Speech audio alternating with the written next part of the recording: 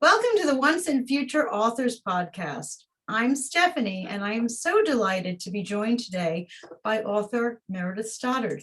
Meredith is the author of the Once and Future book series. I was so excited when she approached me about being on the podcast. I said, the Once and Future Author Podcast has been crying out for the Once and Future book series author to join us. Not to mention the books are just phenomenal, and I'm absolutely in love with these covers. So please welcome Meredith Stoddard. Thanks so much for joining me. Thanks for having me. I'm very excited to be here. Oh, I am absolutely thrilled to have you. And you have to tell us first, where are you piping in from today? I am in Fredericksburg, Virginia. Okay. About halfway between DC and Richmond. Is it like 1,000 degrees there today? It is in the 90s. It's very warm. I'm glad for the air conditioner in my little writing shed. Absolutely. Now, is that a blackboard I see behind you? Are you in a classroom? No, I am in my writing shed. And I actually, fortunately, before the pandemic, we built this shed out in our backyard. And this is where I come to kind of shut the world and the family away and try to get work done. So that's the blackboard is what I use for plotting books. If you're at all familiar with the Save the Cat beat sheets, I've kind of got the sort of 15 beats mapped out, and I like to jot things down as I think of them. So do you have 15 boards and I can only see 4? No, I just have 4 boards okay. across. I just divide them up. Fantastic. Well, I'm so glad that you mentioned that, because one of the first things I always am so curious about is what kind of, I'll say, method people are using. And we range on this show from the, I don't know, I just kind of sit down and my fingers do the walking, and you are appealing to the type A kind of, methodical person that I am. So could you just, for our listeners, give a little overview and explanation of that Save the Cat beat sheet? Sure. So if Save the Cat is kind of it's originally the series was about screenwriting, but they also expanded out to a book called Save the Cat Writes a Novel. And there are some others as well that kind of follow the same sort of principle, which is that you have a certain number of beats to the story. These are things that you want to hit. And it's a great framework for story structure. I wouldn't call it a formula because, of course, that's verboten. We don't want, to be formulaic, but it does give you a framework for keeping your plot moving. And I know a lot of writers kind of get bogged down sometimes in the middle of their story. And this is, having some kind of structure like that's a great way to keep yourself from doing that, and kind of give yourself a framework. So and it has sort of beat sheets that are divided up into acts, almost just like a play or a screenplay.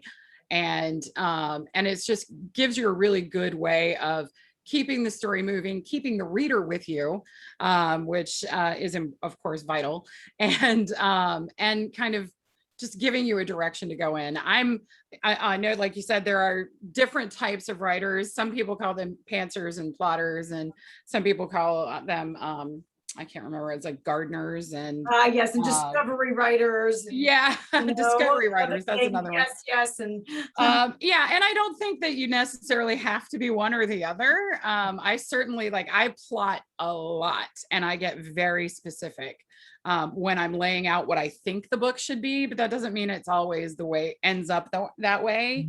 Very often I will get surprises along the way, and characters show up that sometimes end up with bigger roles than I planned, and stuff like that. But I like having that kind of roadmap, that plan for where I'm going, so that when I get bogged down with distractions or running the business things or whatever, I can at least kind of glance down and see a bird's eye view of, this is the story, this is where it's going, this is where I am right now. And, how do we keep moving? So, you explained that so beautifully. And especially because I am such a plotter in my life by nature. And that's why I said you and I are cut from the same cloth. I love the way you explained it, though, that the planning is an asset, but it is not to get in the way of what could happen.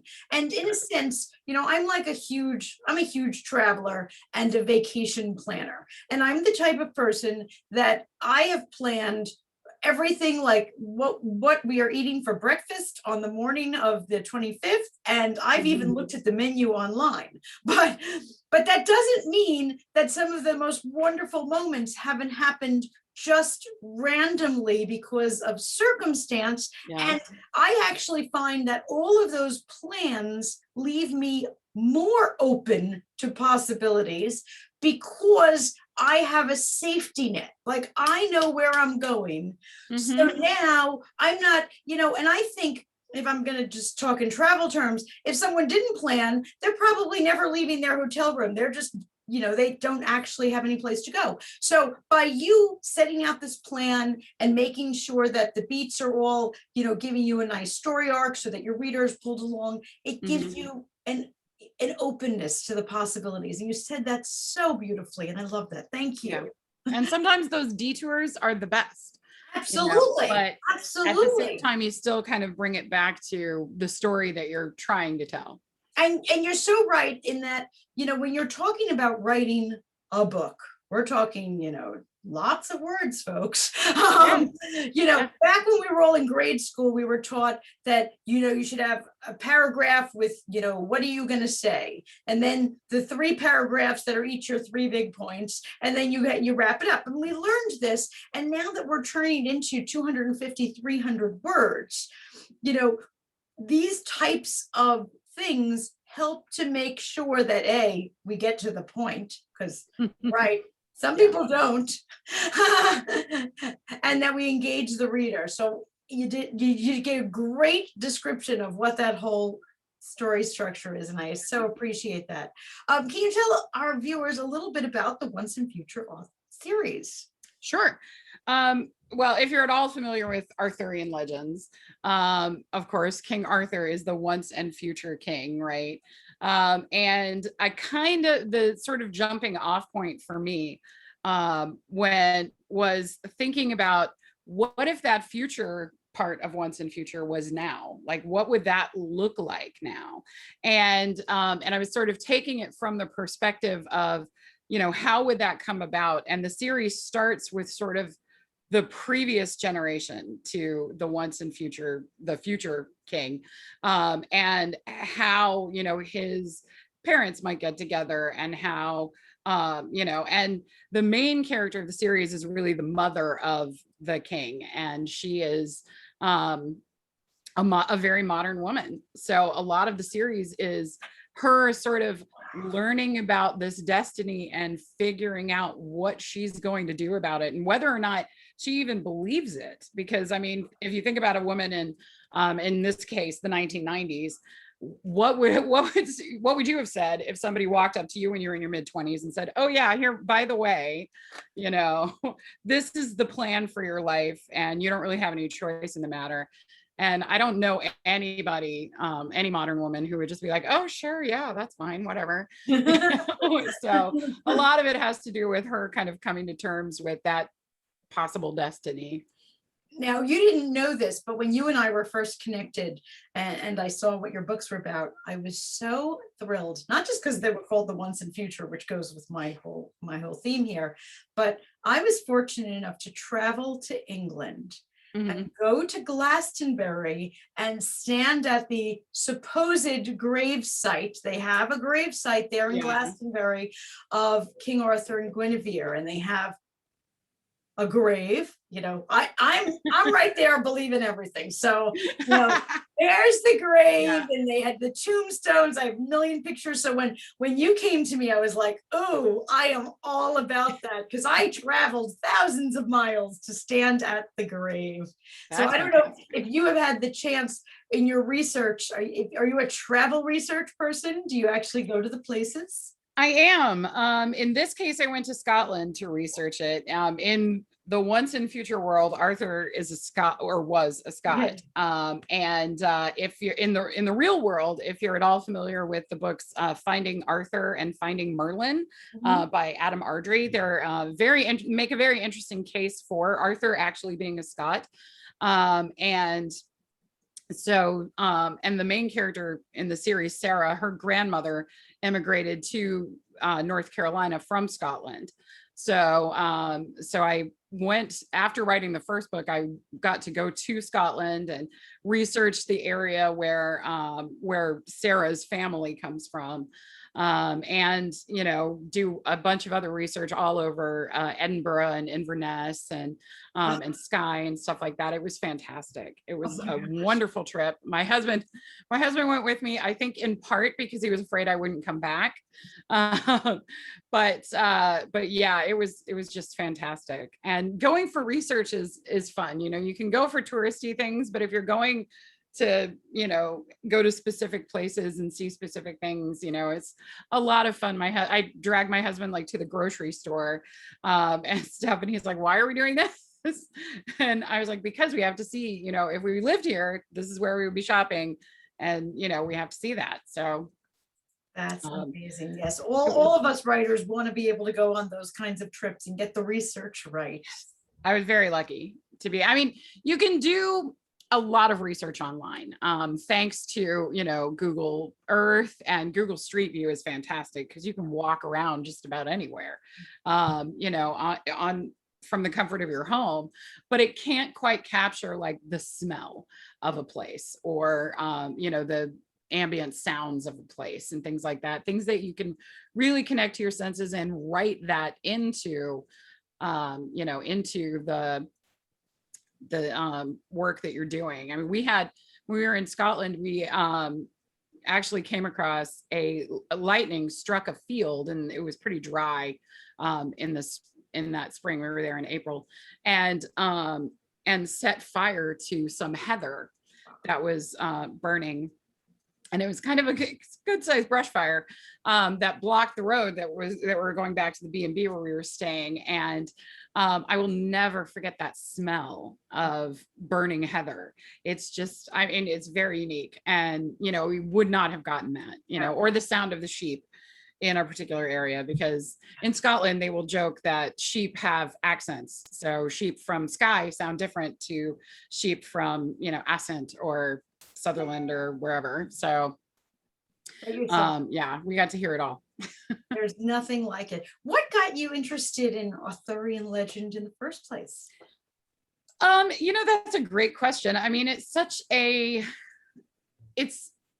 funny that culturally, I think it has such a hold on really Northern European society, not just English society or British society, but there are Arthurian legends that permeate to Brittany and France and Germany, and a lot of it kind of goes around the story of the Holy Grail and that pursuit of this sort of unattainable idea of legend and what that is and what it means. And so there were just so many questions about that, and people, we as a society in various factions and at various times have tried to answer those questions with so many different things, that I thought, why not? It seems like a thing that we can address again and sort of try to fill in some of those blanks again. And it's something that never seems to stop fascinating people. So exactly. And that's what led me to Glastonbury, where supposedly the Holy Grail ended up and is buried in what is now the Chalice well. Yes. And it's a spring. So I have been on my own Arthurian hunt. Oh, that's awesome. To the south, yours led to the north, and we have this beautiful book series. So tell me something. It sounds like the most fun part of writing was the research. Was there probably what about difficult? Was there any part of writing that was kind of unusually harder than you thought? Or maybe they lost your luggage and the travel was both the best and the worst. I don't know. Yeah, the travel was fantastic. It's always, when you're in that travel mode, while we plan these things, I also am totally like relaxed and ready to go with the flow, because it's just fascinating. And especially when you're in a new place, you're just absorbing everything. But no, I think probably the most difficult part is just getting to write. You know, I describe it to my husband sometimes before we built the shed where I can actually come out here. And, you know, it feels like the whole world conspires against you, because when you do something that is creative and it's not something that is like showy, right? Like I'm not weaving, I'm not, you know, I mean, I knit, but I don't, I'm not out there doing it all the time. But when you're writing, so much of it is in your head and you're just sitting at the computer, it doesn't look like work, right? So people think that it's easy to just interrupt you or whatever.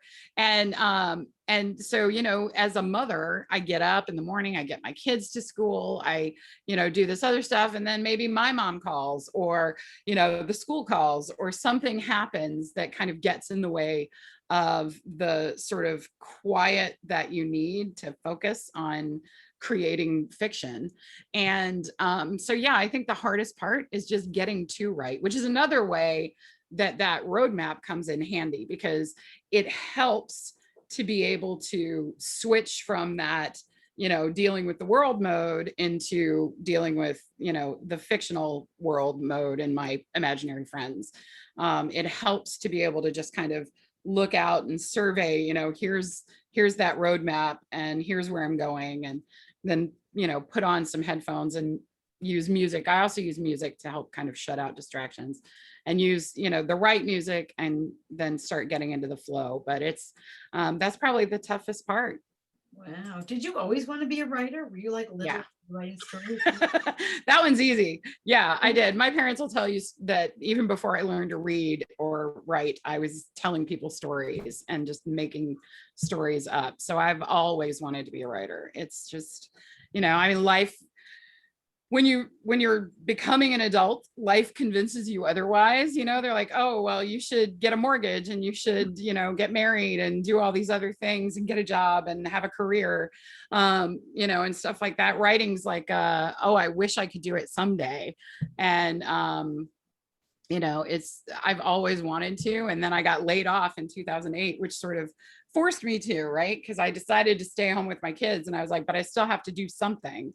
So that became the thing that I did, was finally finishing writing the book that I started the year I got married. So yeah, it took a long time. Yes, because I was going to say, it sounds like you have kids, husband, mortgage, you know, All those things. all those things. Yep. So your impetus to go pro, shall we say, was one of those, you know, when life hands you lemons. Exactly. I mean, you know, I spent a good 12 years in the corporate world as an instructional designer and corporate trainer, and I was writing a lot. It just wasn't fiction. And I, you know, then in 2008, when the stock market crashed, and the real estate market crashed, I found myself without a job, and I had young children, and my husband's just said, you know, why do you need a job? Why don't you just stay home with the kids? And that kind of gave me that freedom to go, oh yeah, okay, I could do that. You know, and then just during nap times and you know, quiet times, then I would just jot down the next bit of the story. Now tell me about the shed. Was it always on the property? Was it built new? How long have you had it? We just built the shed, and when I say before the pandemic, it is literally before the pandemic. We started building it in January of 2020, and really finished the interior in February. So right before everything went, you know, crazy, we had just finished the shed, and it is absolutely great. Like I used to write in cafes and coffee shops and things like that, which is great, but when you're buying, you know, coffee all the time, it ends up getting kind of expensive. And I thought about and you have to deal with like people around you, like loud talkers and, you know, all kinds of stuff. So I thought about maybe renting like a space somewhere, you know, and I was looking at like office share spaces and things like that.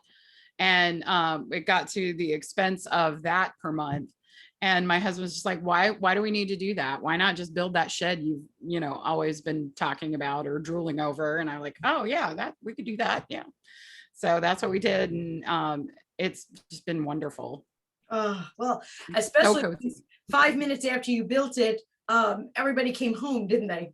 Yes, suddenly all of them were in my office. Like, the house was kind of my office. And now suddenly my husband's working from home, my kids are schooling from home, and everybody's, we're all sort of right on top of each other. And it ended up working out pretty well as far as the school goes, but it's hard to, to make fiction happen when all of these people are in your face needing snacks. And, no matter how many, even though my husband is great about sharing the work and stuff like that, no matter how many times I'm like, go ask your dad, I'm always the first person they ask. So how old are they'll the even come out here. How old are the kids now? Well, now they're 17 and 14. Okay, So they'll be in their 20s, old and enough 30s, to get their own snacks. but they're still going to call you before dad. Always. That's probably true. Absolutely, that's what happens. But that's fabulous that you got everything all squared away just in time. I know, obviously we didn't know that was going to happen, but it worked out really well. Who did? But yeah. I loved a phrase that you said, making fiction happen. And what you're doing there is so different than someone who is writing nonfiction research, regurgitating. You really have to create a space and a set of circumstances for, as you put it, your imaginary friends talk to you and come to life. So can you talk a little bit about that? I'm loving those phrases because I'm so all for listeners who, they say 90% of the world wants to write a book. You did it. You did it in spades. I mean, you've a few times, yeah. I couldn't squeeze them all on the slide there. So obviously you know how to do it, and that's why I love those little nuggets. Like, here's how, folks. But making fiction happen and imaginary friends talking to you. Can you talk a little bit about that and how you make that work? Sure. I think the key is, well, I'm lucky in that my characters, at least in the series, have been with me for a long time. And so it's easy for them to kind of come in and talk, or for me to overhear their conversations. But the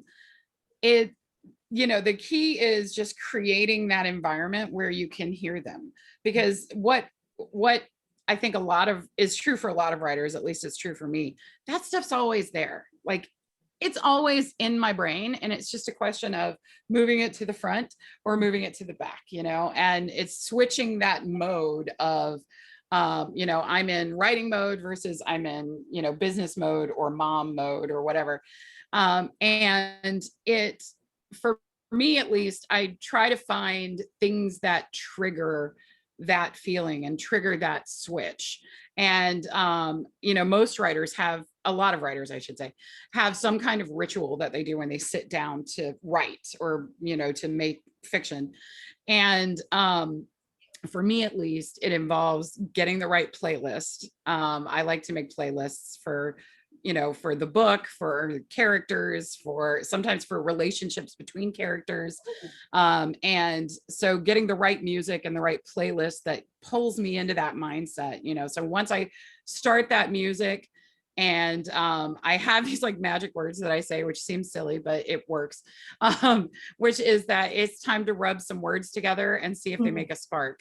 And, so that's like the last thing I do. And then I'm, in the outline and looking at, wherever my folks are and listening to what they're doing and stuff. And it's finding those sort of mental triggers, that help you work. I also do sprints a lot. So writing sprints is a great way for me to shut out distractions, because I can, and this is true for, I think, a lot of folks, if you can string together, if you can find 25 minutes or even 20 minutes or 15 to just get some words out, And this is not as necessary now, I think, as it was when my kids were younger, because if I could get them to nap for 25 minutes, I could get some words in, or if I could get them to to play a game for 25 minutes, I could get some words in. And that kind of got me to that point where if I get those triggers and I get in the right mindset, I can just slip in, write a scene or whatever, and then come back to life. And so sprints are very good. The Pomodoro method I have a little timer that I set, and I even record, how many words I get in a sprint, because that's the corporate world coming back at me like, how efficient am I being in this 25 minutes? Let's rub some words together and see if, fantastic. Yeah, it's like starting a fire, because really, there are moments, and you hope for these all the time when you're a writer, when you get something, and it's a scene or a conversation between characters, or a new character or something, and it's like that spark goes and it just flows. And it doesn't happen all the time. Sometimes it's just work. It's like pulling teeth. But if you can get that, and if you can get that spark and just let it go, it's wonderful. And so that's what you want every time, right? It's not usually what you get, but I love that you're goal oriented and you're actually, how efficient am I being? Always analyzing. You and I are cut from the same cloth. We really are. But I so appreciate that, because as I said, I love for people to hear that, fiction writers can be over here and just, let it flow. And others are, much more methodical and goal oriented. And I think that is just fantastic, because, I don't want people to think that their genre is necessarily tied to their personality or their work habits. That's very important to know, that you can have, incredibly studious, research oriented, task analysis type of work habits and write fabulous fiction. Yeah, I think that's definitely not, they're not mutually exclusive, for sure, and sometimes, I don't know, I pride myself on efficiency. Like I like to write even though my books are pretty large, I like to write a tight story, and that's just the way that I work. Like probably because I wrote, a bunch of nonfiction books before that about tax software of all things, right? But because I have that experience, I know how to get through that. But at the same time, you have to have that little bit of magic, and there's a balance to be had there, at least for me. But everybody works differently. There are plenty of extremely successful authors who come in with no plan and just see what happens. And I get a little dizzy listening to them talk about their process, because I'm like, I don't understand how you work that way. It doesn't make sense to me. But at the same time, there are moments of magic. Like you have the occasional character who just comes in and changes everything, and that you didn't expect. I have one character in that shows up in the third book of my series that I knew he was going to show up back when I started writing the first book. I just didn't know I was going to love him so much. He just shows up and the first thing out of his mouth is this wisecrack. And I'm like, oh, I love you now. You're going to have to get your own book or something. I think that's so fabulous. And I love hearing writers who sound just so, shocked by what their characters do. Like, oh my goodness, that was great. That's fabulous. Sometimes it's wonderful like that. Or you're shocked with the ending. Like, sometimes you're writing and you think you've got a lot more to go, and something happens and you're like, oh, wow, that's the end of the book. I didn't know that, but there I am, and sometimes that happens. Sometimes it doesn't. But, I love those surprises along the way, especially with characters, because there are some characters that are just capable of bringing delight. And it's when they change things. I have another short story where a character the first time you see her, her father goes to to cuff her on the back of the head, because it's historical fiction. It's not a very easy story. And her father goes to cuff her on the back of the head and she ducks. And I didn't know she was going to do that. And now I'm like, oh, well, now she's got a whole story there, and suddenly it was her story instead of this other character's story. And it Wow. just, sometimes that happens. Awesome. I love that. What is next for you in your writing journey? What are you working on now? I have a couple of projects going on. One, I am plotting and researching the 5th book in the Once and Future series.